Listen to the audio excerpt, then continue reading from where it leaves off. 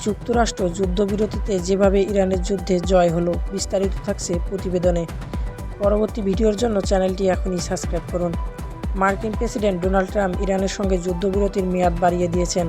তেহরানের পক্ষ থেকে এমন কোনো অনুরোধ করা হয়নি। ট্রাম্প নিজের ইচ্ছাতেই একতরফা এই ঘোষণা দিয়েছেন। তার এই সিদ্ধান্তকে কেবলমাত্র শান্তি চেষ্টা হিসাবে দেখলে ভুল হবে। এর পিছনে আরও গভীর কোনো কারণ আছে। এটি মূলত ওয়াশিংটনের সামরিক কৌশলের ব্যর্থতা।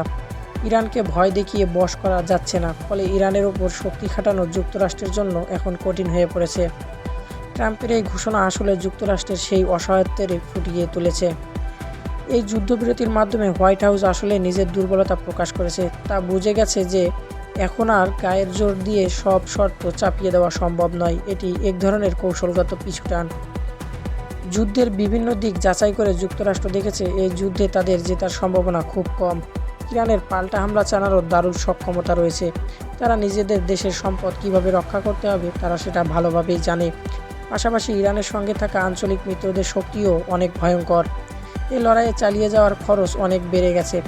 এই বিশাল চাপ সামলানো ওয়াশিংটনের পক্ষে সম্ভব হচ্ছে না, যার কারণে যুক্তরাষ্ট্র চায় যুদ্ধের ভয় দেখিয়ে ইরানের অর্থনীতি ও রাজনীতিকে অচল করে দিতে।